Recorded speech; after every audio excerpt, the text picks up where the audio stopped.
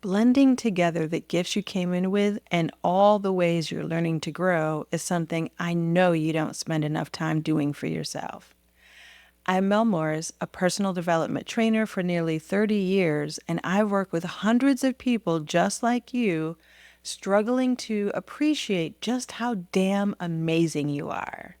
So let's spend some time talking about how to blend all the parts of your greatness together to grow more confidence and prepare you for what's next. So come on in.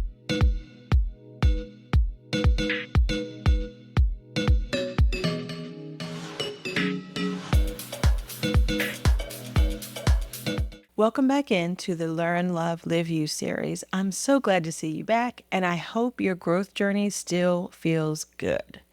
Now, last week we talked about appreciating the challenges you're overcoming and closing the door to what no longer serves you so that you can fully experience all the wonderful opportunities ahead. I know it was a little heavy, but so necessary. Don't you agree? This week, we're moving on to an energy that reminds us just how adaptable we are, especially after times of change, and that's flow energy. At this stage in our journey, we've done a pretty good job of building ourselves up and preparing for what more we want to become. Even when we have to deal with the scary task of letting things go, we're getting the hang of seeing that there's even more on the other side of doors that needed closing. And now's the time to take stock in the gifts that we came in with and the lessons we're learning along the way. Flow energy is when we're able to combine all those pieces that we're much more clear about and mix them together to grow even stronger, ready for the realities that are ahead of us. As I say in the book, there's a harmony that's created when you blend who you've discovered yourself to be after releasing the old with a new clarity about your purpose. Here's where your authentic self gets to shine through because you're grounded and a little more seasoned once we get here. Now, flow energy allows you to see people and situations in a new light as well. You may find yourself being pickier about who you share your energy with instead of giving it away and saving none for yourself. Situations that felt like crises before begin to feel more manageable, not only because you're using new skills to maneuver through your life, but also because you're more settled in knowing who you are and what you want so much more clearly. Think about that first warm, sunny day after a long winter when you go back outside, take a deep breath, and realize things are starting to blossom again. The days are getting longer, and everything just feels a little brighter and more welcoming. Now, subconsciously, you know the spring brings these brighter days, but walking outside and feeling it brings a sense of relief and puts a smile on your face because you've endured the cold and have a better appreciation for the sunny warmth.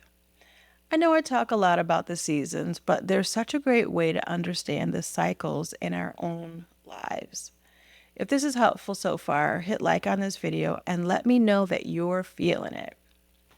Now, this doesn't mean everything in your life is going to be sunny from here on out. So don't walk around with rose-colored glasses on like everything's perfect.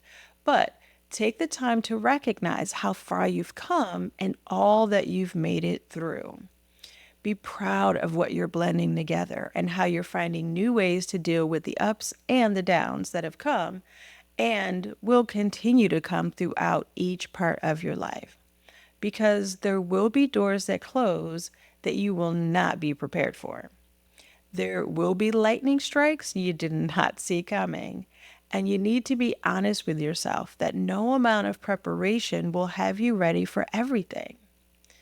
And next week, we're going to talk about what happens when old habits and doubts creep back in, or when you get hit upside the head by situations you didn't see coming, and ways to work through those eventualities. So this week, focus on being proud of yourself and your strength, and find ways to hang on to that when hard times show up again.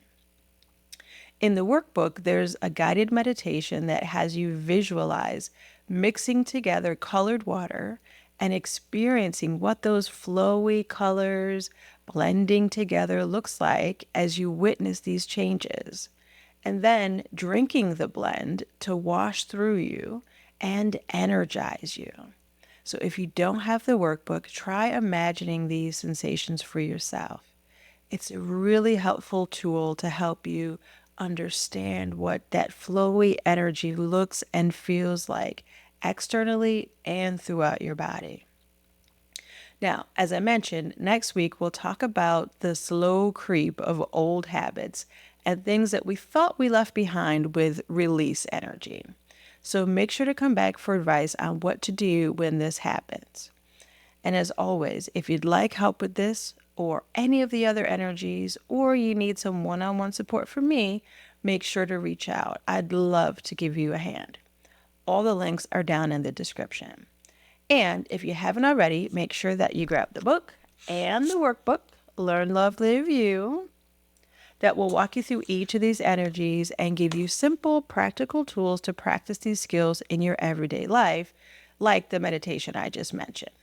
That's it for this week. Make sure to spend some time appreciating your growth and make sure to hit subscribe and get notified when the next video comes out. I'll see you next time and stay magical, y'all.